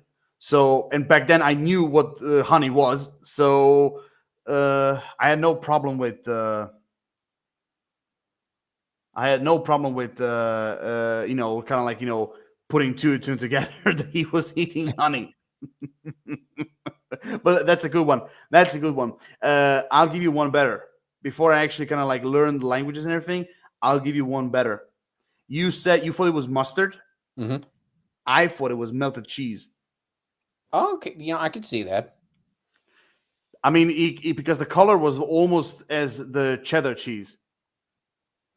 So that's basically what I thought. It was kind of like a ball of like melted cheese, or as in Switzerland they would call this like a fondue. Oh, Caroline. Seth said he ate mustard sandwiches. Okay. Okay. Yeah. Okay. That's okay. But like a sandwich that is just like mustard, or there's like something more in it. Yeah, I'm kind of curious about and well, no, I'm not going to ask this next question. Now, this is a bad one. Now, I can assure you though, this mustard that I ate, I just want to assure anybody watching now who watched last week, I want to assure people I ate the mustard nowhere near a bathtub. Oh, I was waiting for that. That could have gone so wrong. I was waiting for that. Oh my god. Oh, as Winnie the Pooh would say, "Oh bother." Yes. And just FRC, if you're watching, I'm sorry I had to do that. What can I say? It's all him. Don't blame me, buddy. It's all him. Bloody hell. Oh my god. But anyway, so the question I have, since we're still in the future of the silly old bear, do you like? Looks like we have another comment. Why didn't you eat them near bathrooms? Okay. I guess that's something connected to you, TK. I could have eaten it in the bath. I could have eaten it in the bath, but I mean, that would have been weird. I think I should have named this title "Talking Bollocks." Instead of the future of silly old bear, I think like I should have named it "Talking Bollocks." By the way, really quickly, I do have to go back to something from last week, really, really quickly before we go on with Winnie the Pooh. I remember Ryan commented, he said about he ate pizza in the bath and he dropped it in and it tasted better. If you're watching, Ryan, if you could privately message us and explain to me how pizza falling into a bathtub tasted better, I'm quite curious. I guess it would be very soapy for sure. I'm kind of curious how it would taste better. Well, one.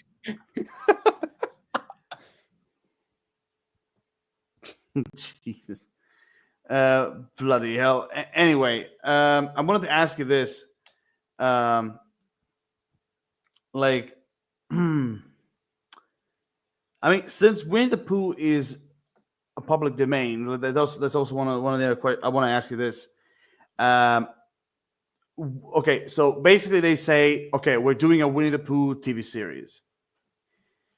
One of the things, like, so my question is, what kind of a Winnie the Pooh TV show would you like to see? That's a good question. I'd like how they've done, how Marvel has done like X-Men 97. I'd like to see them do just like a revival of the New Adventures of Winnie the Pooh. I would also love to see a TV show that has like an overall connected story.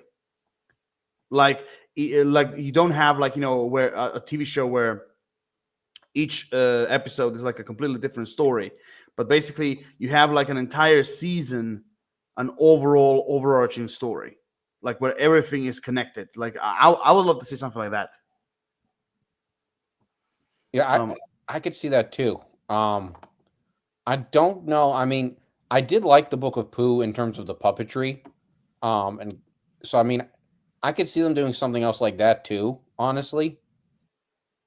Um, I don't know. I mean, I guess it would all depend on the story and who's doing it. I mean, if it's Disney, I'd kind of like them to do like something like in like the same like kind of vein as X-Men 97, like just like reviving the New Adventures of Winnie the Pooh. Um, they'd have to recast a lot of the roles though, because I think the voice of Rabbit has passed on, Piglet. I don't know about Owl. I think I know Gopher's still with us. I know Jim Cummings, of course, is still with us.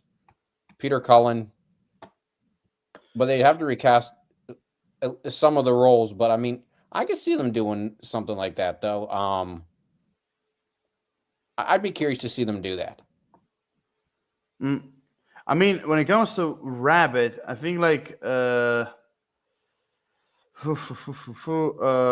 me just think. Well, they recast him. Who was in 2011? It was Okay, so here's the thing. So so Junius Matthews was the first one who voiced him. yes. Then we had like it was like there was like a short or something. Winnie the Pooh discovers the seasons. Yes. Ray Ellenborn voiced him, and then Will Ryan was like voiced him all the way through the 80s. Mm-hmm. And then Ken Sensom from 88 to 2000 he voiced him from 88 to 2010. Then Tom Kenny voiced him from 2011 all the way to 2019. After that, like they never like after that, no one's ever voiced Rabbit. Well, with the exception of Peter Capaldi from the Christopher Robin movie. See, I could hear Tom Kenny as Rabbit. I could hear that. I can kind of hear that. Yeah, I got you. Yeah, I can hear that. Yeah. Also, I cannot believe that when it comes to Owl, I cannot believe that Craig Ferguson is voicing Owl from the 2011 onward. Really? Yeah, Craig Ferguson. Huh. Yeah, that surprises me. Yeah, I mean, I remember, I remember, like all the way from 2011. I remember when it was announced that Craig Ferguson basically took over as Owl. Give me 1 second. I'll be right back. Give me 1 sec. Yeah, no problem. Mm-hmm. Hey kids, by the way, very soon we're going to have a new special of honey going down the market. It's going to be a very, very fiery honey. Honey was sweet and sticky, but at the same time, hot as a volcano. Oh, yes. The new verified Winnie the Pooh only spicy honey coming down the market very soon. Probably somewhere around 2000 never, but still. Garlic honey. Well, I mean, garlic honey, if you want to have a bad breath, for sure.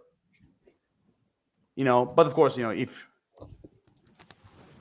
I wonder why they don't have a Winnie the Pooh honey on sale. That's actually a really good question. I think they did.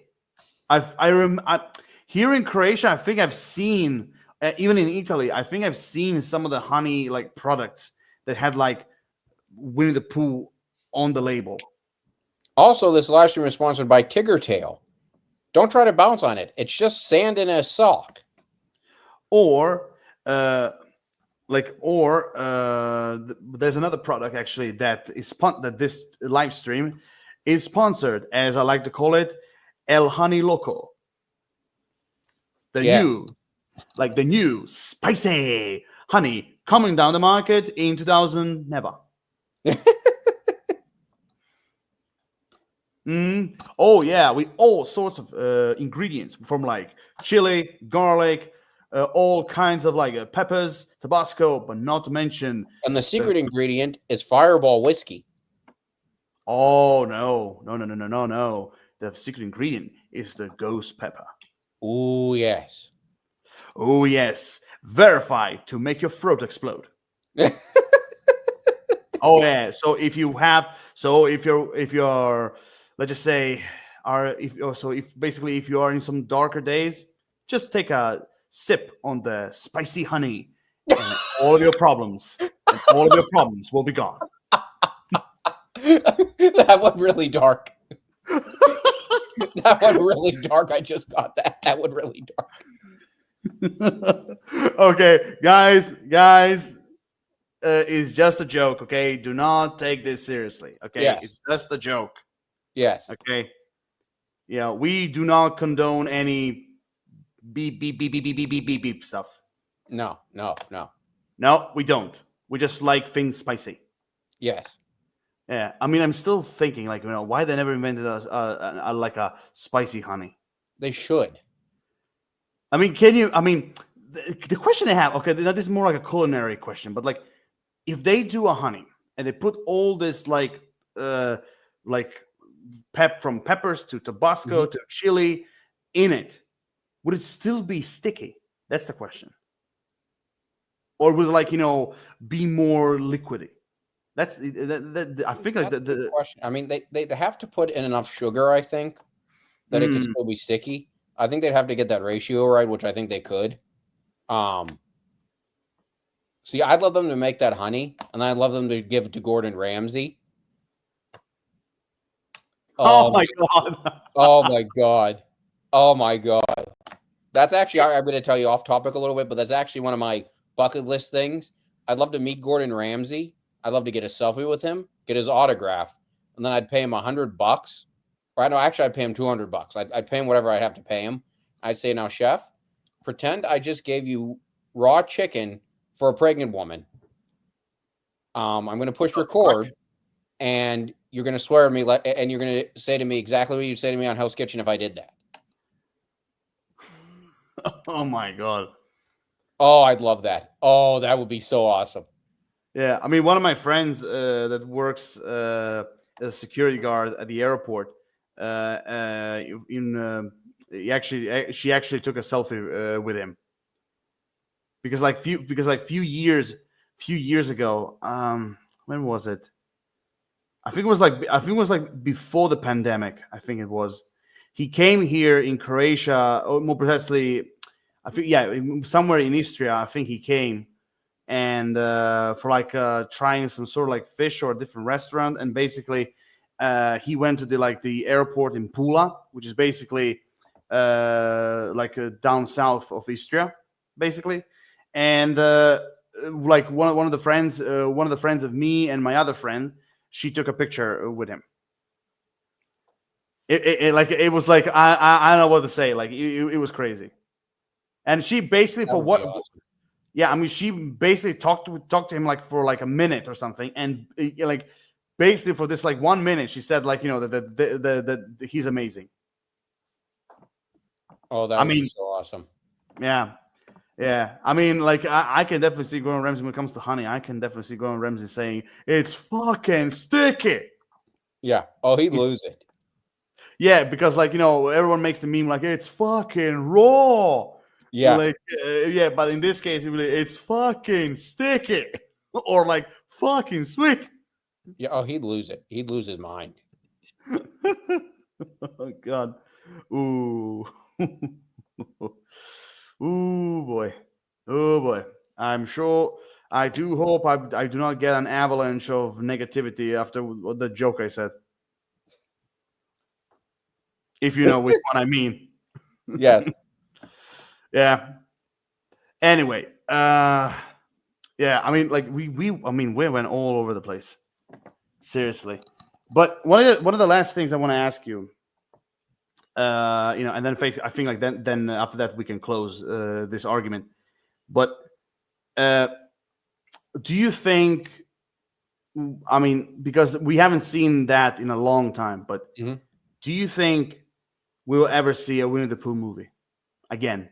I think we will. I hope we will. I don't think they're done with those movies. I hope it's not a kidified movie.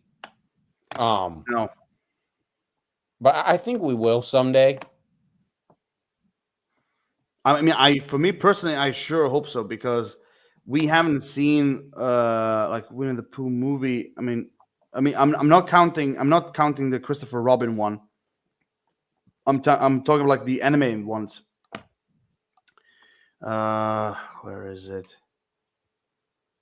Let me just check something. Okay, so films. Okay, here it is. So we haven't seen like an actual like theatrical Mhm. Winnie the Pooh movie. We haven't seen it since 2011. Yeah. Yeah, but if we're talking like direct to video movie, then we haven't. We haven't seen it since 2010. So, I mean, Jesus, like we haven't seen a Winnie the Pooh movie for 14 years,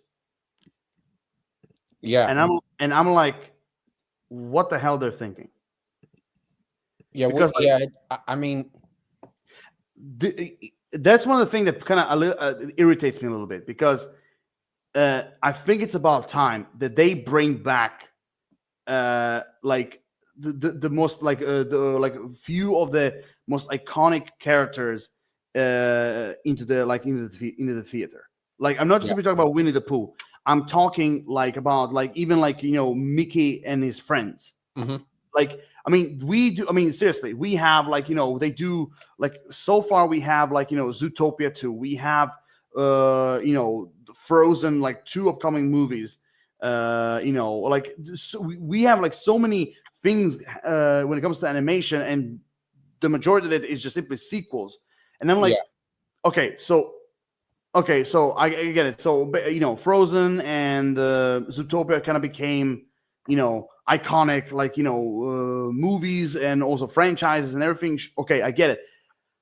But why can't you just once on D23? Why can you not just once announce like a Winnie the Pooh movie or like a Yeah. movie about Mickey Mouse, Goofy, Donald, Daisy, Minnie, or Pluto, or like seriously, like Mickey Mouse is literally the mascot of Disney. So why the Yeah. hell can you not make a movie about him again? Like okay, because they concentrate so much on the recent franchises Yeah. that they literally forgot like some of the most iconic characters that brought Disney to the top, Yeah. basically. I mean, again, I mean, look, we all love Disney princesses for sure. We all love them. We all like them. Including like Brave from Pixar. But I mean, I think it's about time that they kind of push this recent franchise aside and kind of concentrate more on those other icons. Yeah. Yeah. So I think you're right. Yeah. I think you're spot on with that. yeah, because honestly, like I said, like I mean Mickey Mouse, like his movies, like we haven't seen like ever. We haven't seen like an actual theatrical movie or a direct video movie. We haven't seen like for years, like just like almost like Winnie the Pooh, like 13, 14, 15 years. Like we haven't seen anything. The only thing we have is that, I'm sorry to say this, like, but childish bullshit that they're doing.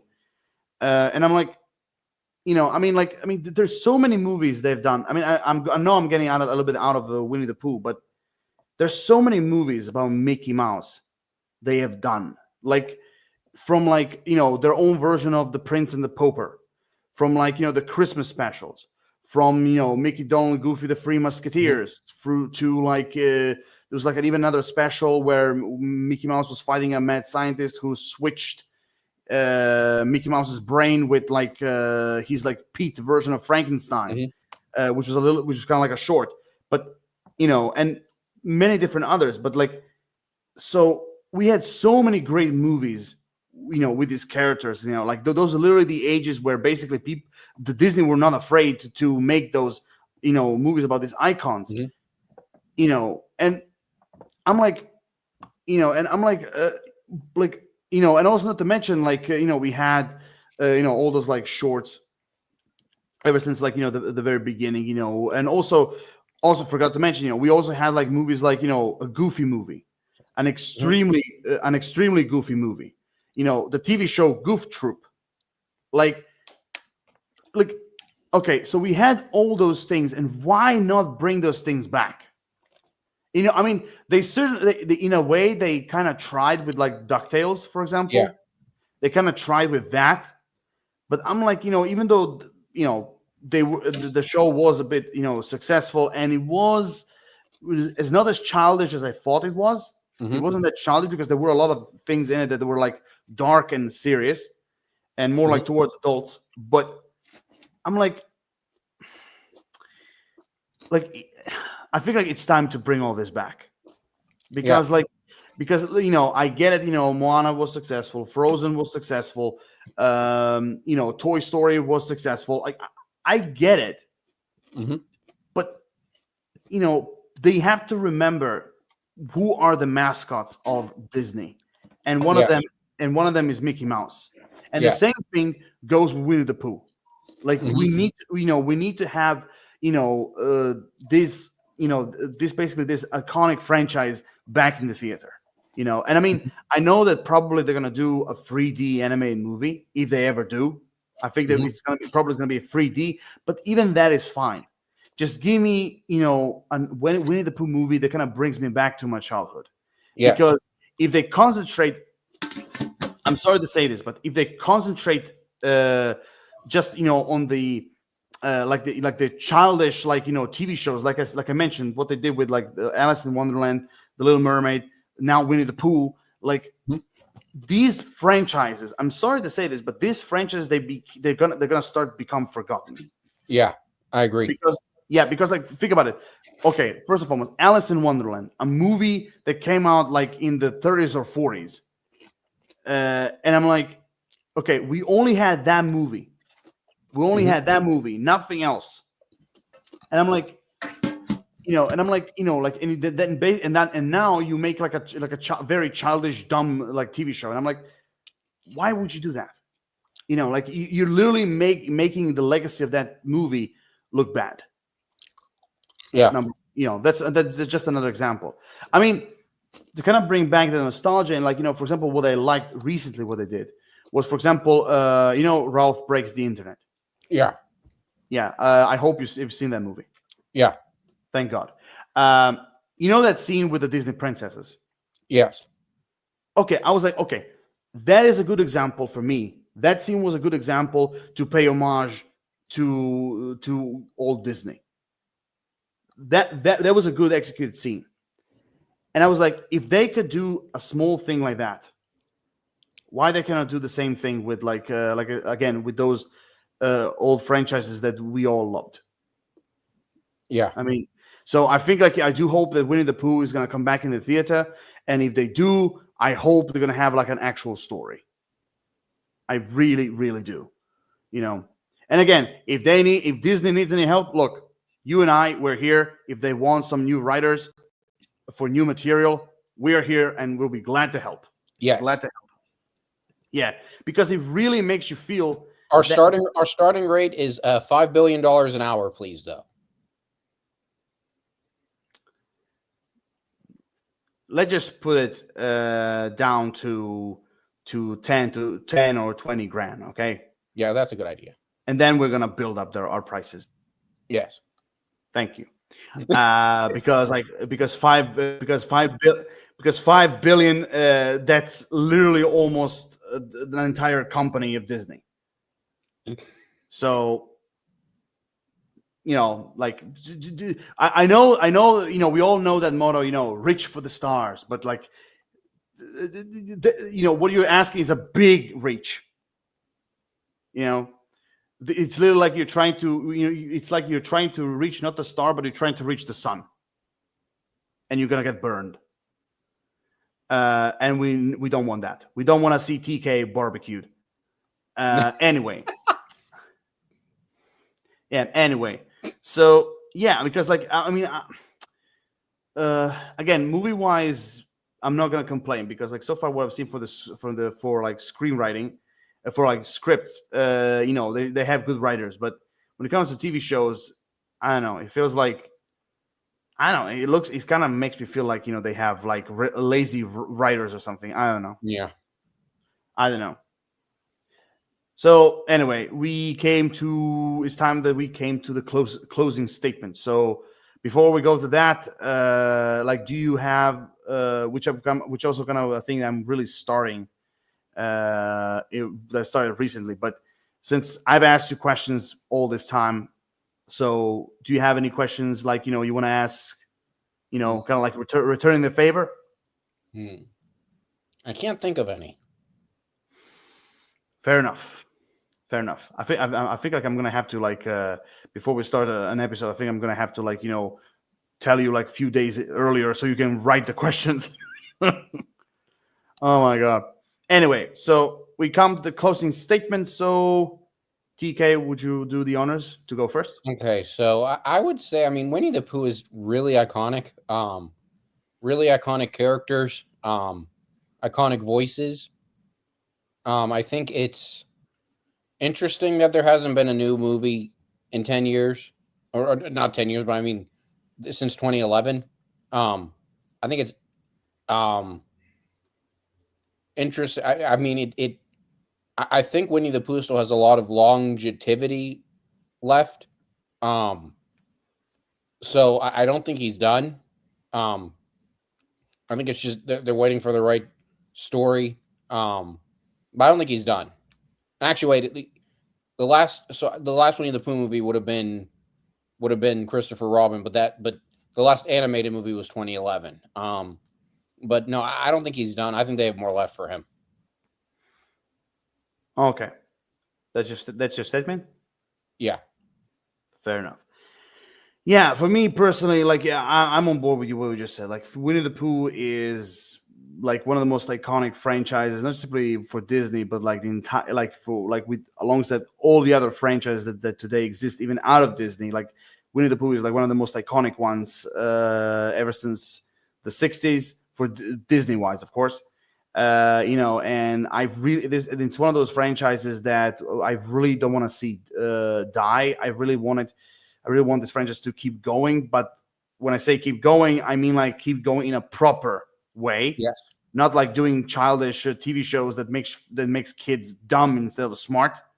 Because like, I mean, remember, like, people have to remember those old movies from Disney. Yeah. Like, like, sure, they had dark moments, they had mature moments, like, but even in those kind of movies, children can learn a lot of life lessons in those movies, And Winnie the Pooh, those old movies, including the New Adventure of Winnie the Pooh TV show, there was a lot of things that, children could have learned when it comes to life-wise. Also, we have a comment. Caroline Wilcox. I think they need more Eeyore on the screen. Agreed. At the hospital I study at, Winnie the Pooh is everywhere. I think it's the only major franchise children's hospital has decorating diapers and stuff.